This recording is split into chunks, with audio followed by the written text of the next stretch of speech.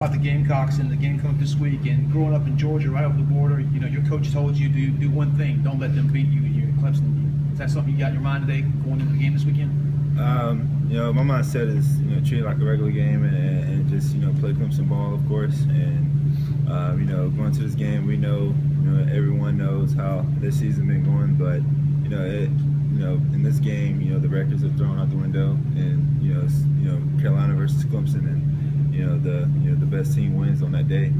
But growing up, I never really focused on this rivalry. It was always Georgia and Florida, and kind of weird, living down the street from Athens.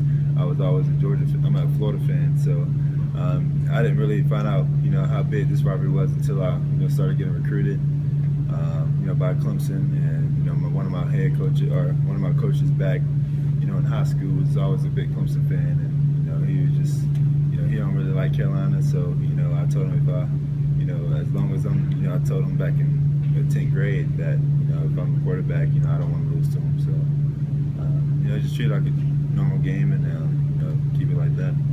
You treat it like a normal game, but I'm sure last year you found out it's not a normal game. Right. For the fans and the people, and just the respect, and just have that that full year of just having the being on top of the state is really big. So for me, just keep everyone down, and just treat it like the other games before.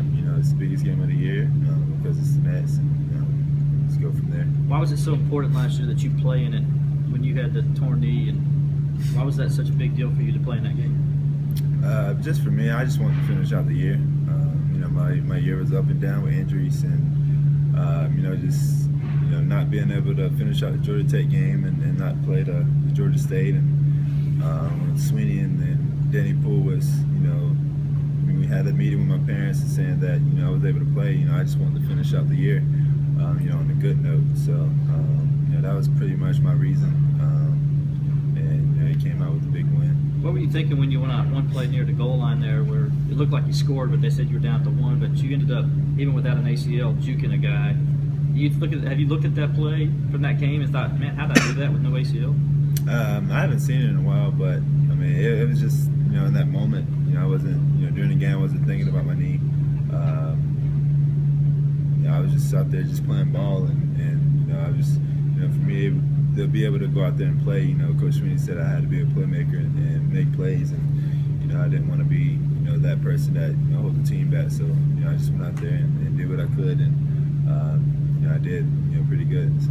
Coach Sweeney took some criticism after that for allowing you to play in that game. Kind of what was your reaction looking back on it, to the whole thing of allowing you to play with a serious injury? It wasn't his fault. It was my decision. It was something that me and my parents talked about, and they said if I was comfortable with it, then I was able to play. It's not like we're in pee-wee or middle school ball. This is collegiate football. So I'm old enough to make my own decisions, and I wanted to play, and so he said if I was capable of going out there and making plays, then I can go out there.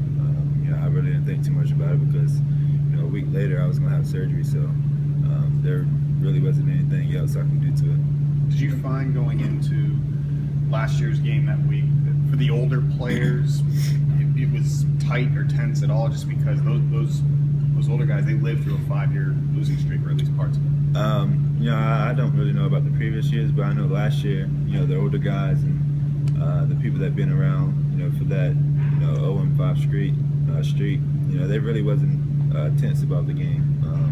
They were comfortable, they were excited, and they just had that belief and that trust in the players around them, knowing that we can go out there and turn the whole street around, and just be able to win. And that's what we did. The seniors led us. All the guys that's playing in the NFL right now was a big part of that, and they got the team ready, and we came out with the win. Compare the Georgia-Florida rivalry to this one. This one's an in-state deal. Right. Have you found that that's a little bit different in the nature of the way the fans look at the game?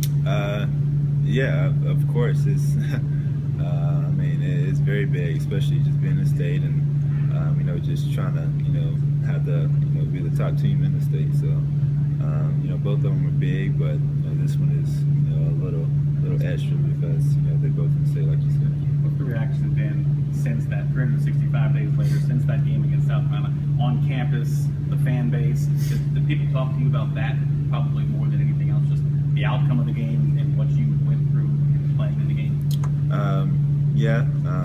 I know earlier in the year they did a lot more, but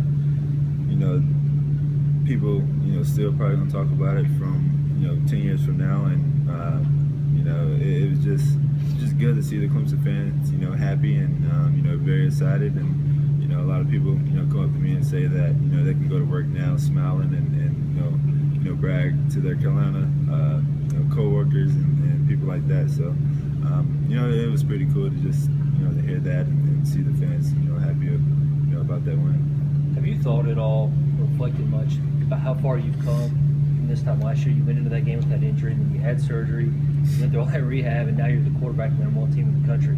Has any of that hit you yet, of how far you've come from then to now? I think about it all the time, just all the hard work and dedication, and right now it don't seem like, for the outside people that don't know what I really went through, it just seemed easy, and it just came out natural. But it took a lot of time, sacrifice, and just a lot of hard work, blood, sweat, and tears, just to wake up early in the morning, do rehab, go to class, and just see my teammates out there, especially in spring, playing, and I'm just sitting there watching.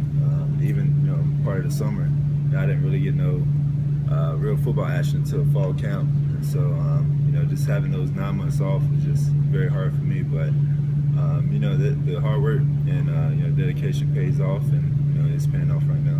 Clemson has been -2 in turnovers 5 times this year. It hasn't cost y'all. Has that been a big point of emphasis that you got to turn that around at this point of the year?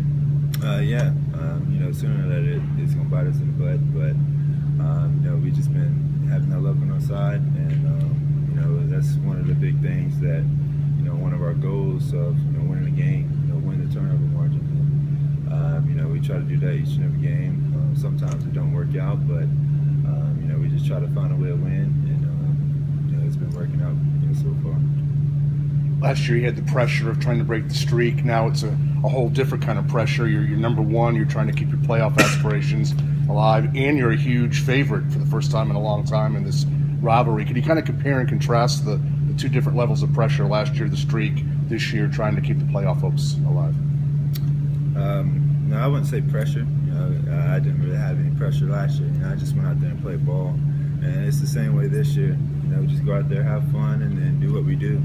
I wouldn't say it's pressure because we know what we are capable of doing, and we know our plan, and we know, what situation we're in. So, it's a one-game season. So, there's no pressure for this team to go out there and win the game. We just go out there and play Clemson ball and let everything else take care of itself. Can you critique Deion King's technique on that throw to run throw, and do you get really excited? Do you enjoy lining up a wide receiver, maybe get the opportunity to catch a touchdown at some point down the road? Deion, he actually played quarterback in high school, so he a great ball. He kind of underthrew him. If he would have threw him out a little more, he would have scored. But I think he was just excited, just be able to showcase his arm, and he's been an athlete and capable of making those plays. And for me to play receiver, it's just something that the coaches want 2 quarterbacks in at the same time, and try to make a problem for the defense. And who knows what's going to happen later on in the season. Are you okay with the way they limit your snaps in the second half of some of these football games, where maybe you could be putting up some stats that would help you maybe win some awards or be more in the running for those awards, or is the ultimate goal just win the football game? That means you sit out some plays in the third quarter, the fourth quarter, you're 100% fine with it? I'm fine with any situation or any thing what Coach Sweeney has. It depends on the game, and the stats don't really matter to me. I've said that all year. As long as we get the W's and win the game, that's probably the only stat I care about. The awards can take care of itself. People notice me regardless if I win the awards or not. But it's not all about me. It's about this team. It's about Clemson, and it's good to see the younger guys get in and play. And it was great to see the seniors that don't really get to play, playing their last game in Death Valley. So, we had the game under control, and it was good to see Kelly Bryant get in there and make some big plays, and see the, senior and backup, O-linemen and receivers get in, and it was great to see a lot of younger defensive guys getting in and play also. So, getting guys experience, because we're going to need them later on in the year, and it was great to see them.